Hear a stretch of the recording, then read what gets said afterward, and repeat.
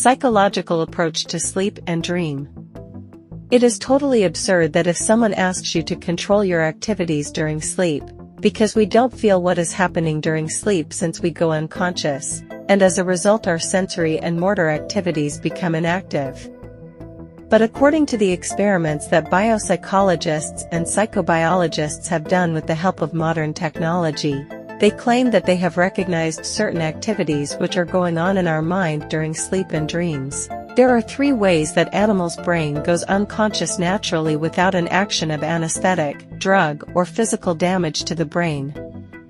1. Hibernation. This is the resting state in which some animals pass during winter by slowing of metabolism in order to save energy. 2. Faint. Faint is a spontaneous loss of consciousness, caused by insufficient blood supply to the brain due to physical or emotional distress. 3. Sleep. Sleep is a periodic state of rest, during which consciousness of the world is suspended.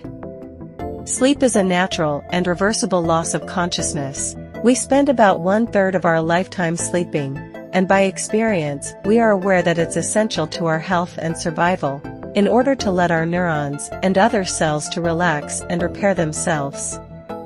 Sleep also supports growth, because that's the time when our pituitary glands release growth hormones to keep our muscles and bones growing. That is why babies tend to sleep all the time in order to speed up their growth. As well as, sleep has all kinds of benefits for mental functions such as improving memory, giving our brains time to process the events of the day, and to boost our creativity. All day long our endocrine system, adrenal gland, has been releasing hormones like cortisol to keep us awake, but with nightfall comes, the release of sleepy melatonin hormones from our pineal gland increases. Even if we're not quite sure all the reasons why we sleep, with the help of modern technology we have gained some knowledge on it. Sleep specialists equipped with such technology have shown that we experience 4 distinct stages of sleep, and each stage defined by unique brainwave patterns. When we go to bed our brain is relaxed, but still awake. This level of activity measures as alpha wave stage.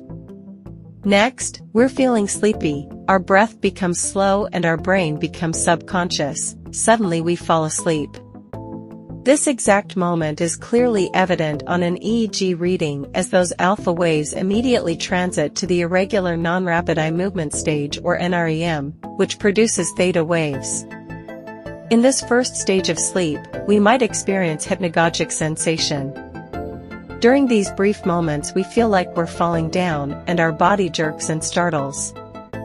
As we relax more deeply, we move into NREM2 stage of sleep. Since our brain starts exhibiting bursts of rapid brainwave activity called sleep spindles, we're now definitely asleep, but we could still be easily awakened.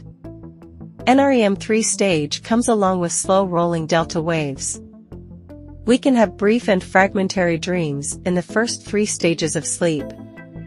But eventually we'll pass to the most important stage, or full REM or rapid eye movement sleep.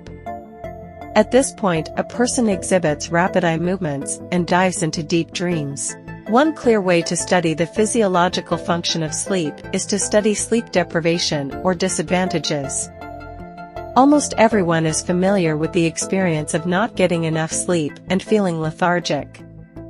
Individuals that are subjected to significant sleep deprivation, sleeping just 3 or 4 hours a night, experience an increase in sleepiness, a negative impact on mood, decreases in basic motor function and responsiveness to stimuli. Studies also demonstrate reduced immune function in sleep-deprived individuals as well as hormonal and metabolic changes. Still there is much work to be done in this area. According to some psychologists we dream as a result of the awake of our subconscious mind. According to them, the things we couldn't fulfill in our real life are crowded in our subconscious mind, and during sleep we are trying to fulfill them. They also suggest that we dream only familiar faces, places, and things in our real life, because they have been shadowed in our subconscious mind, but in my experience I have dreamed unknown faces and places.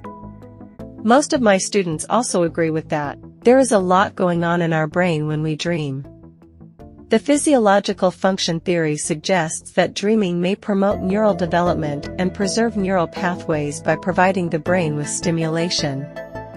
When our brains are stimulated, they expand their connections more.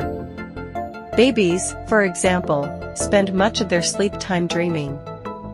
This is similar to the idea that dreams are part of our cognitive or perceptive development.